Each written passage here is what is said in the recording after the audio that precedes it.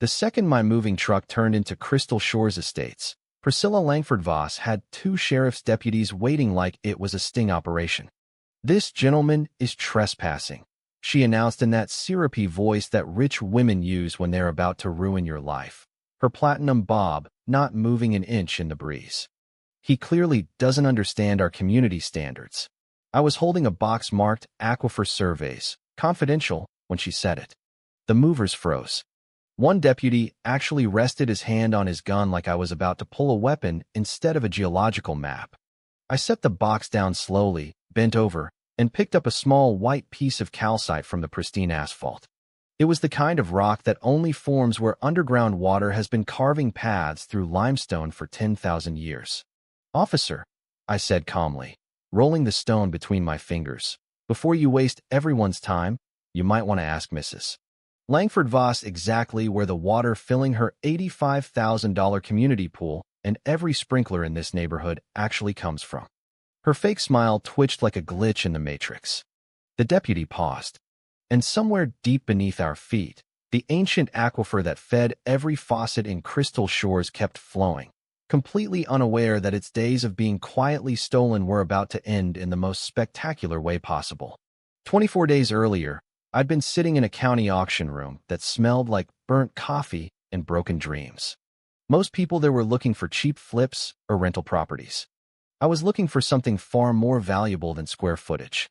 The listing for Lot 17 described it as a lakefront fixer-upper with deferred maintenance. The photos showed a tired house with a sagging dock and paint that had given up years ago. But buried in the paperwork was a 1968 geological survey that made my pulse jump. The primary recharge zone for the entire regional aquifer sat right under that property.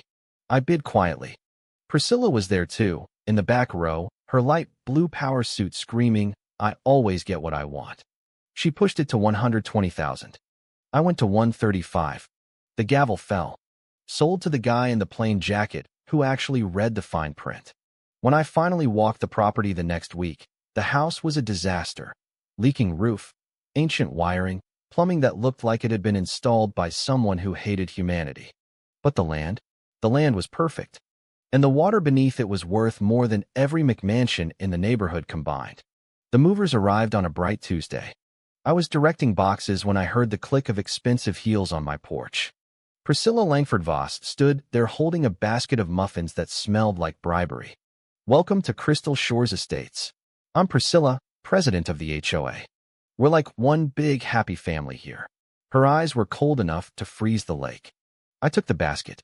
"Elias Vanguard. Nice to meet you." She handed me a 3-inch binder. "Our covenants and restrictions. I suggest you read them tonight. The previous owner was uncooperative. We hope you'll be different." She stepped inside without invitation, nose wrinkling at everything. "That dock color is not approved. And those native plants by the road. Violation waiting to happen." "Mrs. Langford Voss," I said politely, "this lot predates your HOA by decades. It's not part of your covenants." Her laugh was brittle. "Oh, sweetie, everything around the lake falls under our management. Especially water access. We've invested millions in infrastructure." I picked up another calcite stone from the windowsill. "Interesting. Those new PVC pipes along the road look expensive. Mind if I ask where the source is?" Her eyes narrowed for a split second. "The aquifer, of course. Properly managed by responsible people." I smiled. "I'd love to see that documentation sometime." She left in a huff, but not before reminding me about the Thursday meeting. That night, I traced the pipes.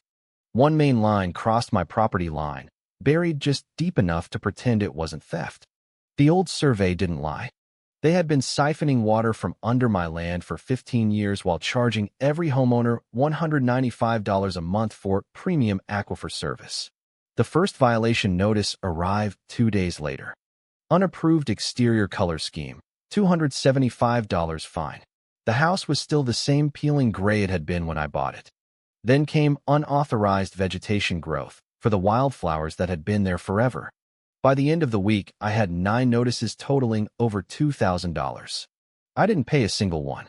Instead, I photographed everything and started a file labeled evidence. The real fun started when their security officer showed up. The guy looked like a mall cop who took himself way too seriously. Need to see your community access pass, sir. This is my private property, I replied. I'm not in your HOA.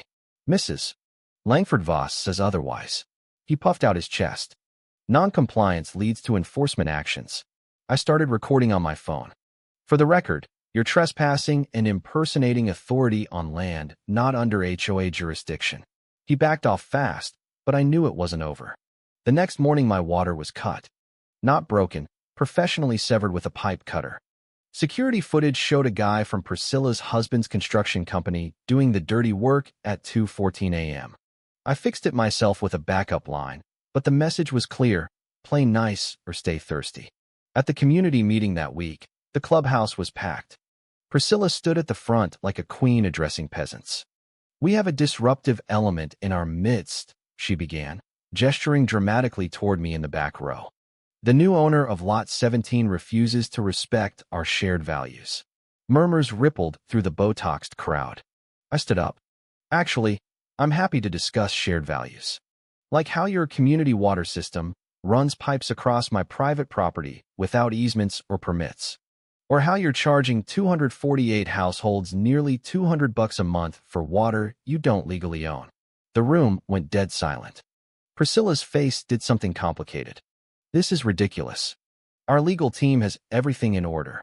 Funny, I said, holding up copies of the 1968 survey and the original 1924 water rights certificate that transferred with my deed. The federal records I pulled say the recharge zone is entirely on my land. Perpetual private rights. Your management has been grand theft liquid for over a decade. That's roughly $7.8 million. People started whispering. An older guy in the front, retired civil engineer named Harlan, raised his hand. Wait, are we paying for stolen water?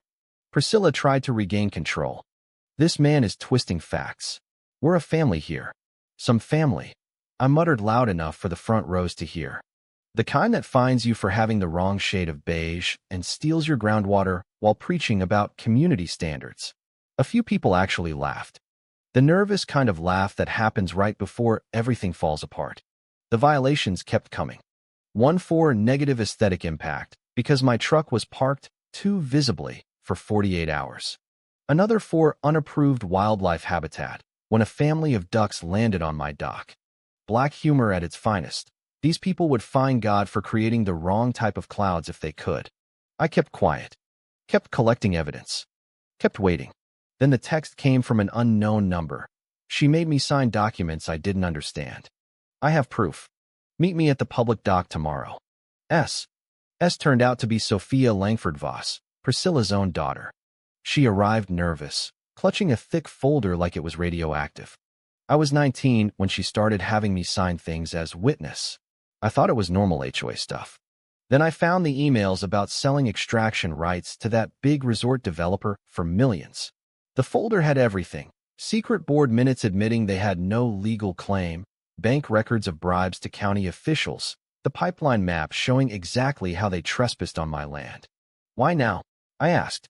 Last week she asked me to lie and say you threatened me so she could get a restraining order. I'm done being her puppet. We talked for hours. Turns out 3 previous owners of Lot 17 had been driven out the exact same way. Endless fines, water sabotage, social ostracism. Priscilla had been planning to buy my lot cheap at auction until I outbid her. The final showdown came at the emergency Harmony meeting 2 weeks later. The place was standing room only. Priscilla took the podium in her signature light blue armor. Tonight we vote on measures to protect our community from this. Outsider. She smiled at me like a shark. Mr. Vanguard, you have 3 minutes. I walked up carrying my notebook. I won't waste time defending myself. Instead, let's talk about what you've all been paying for. I started laying it out. The 1924 water rights, the illegal pipes, the footage of the sabotage, the emails about the $2.4 million resort deal where Priscilla would personally pocket 18%. Sophia stood up and confirmed everything, voice shaking but clear. One by one, residents rose. Harlan the engineer verified the science. A mom whose kid had rashes from questionable pool water admitted she'd been threatened. Even the guy who supplied materials to Priscilla's husband's company produced fake invoices he'd refused to process. Priscilla's perfect facade cracked. This is a witch hunt. You're all being manipulated. The side door opened. Special Agent Ramirez from the Federal Water Resources Division walked in with two marshals. Priscilla Langford Voss, you're under arrest for wire fraud, theft of federal water resources, bribery, and conspiracy. The handcuffs clicked. Her husband tried to bolt from the parking lot. He didn't get far. 6 months later, Crystal Shores Estates no longer existed as an HOA. The court dissolved it. Priscilla got 14 years. Her husband got 9. The stolen millions were clawed back and returned as credits to residents. We formed a new cooperative. Fair rates. Transparent management. No more beige police state. I get a reasonable royalty check every month for the water that was always mine. Sophia works with the state now, making sure no other Karen pulls the same scam. I was sitting on my newly repaired dock the other evening, skipping that same piece of calcite across the water when Harlan joined me. You didn't just save your property, he said. You saved all of us from ourselves. I shrugged. I just reminded everyone where the water really comes from, and that no amount of community standards gives you the right to steal it. The ripples from the stone spread out perfectly under the sunset. So tell me in the comments, was I the villain for destroying their perfect community, or was Priscilla the real criminal for turning neighbor against neighbor while lining her pockets with stolen water? Would you have stayed quiet and paid the fines or fought back like I did? Drop your thoughts below. The honest ones, not the HOA-approved ones.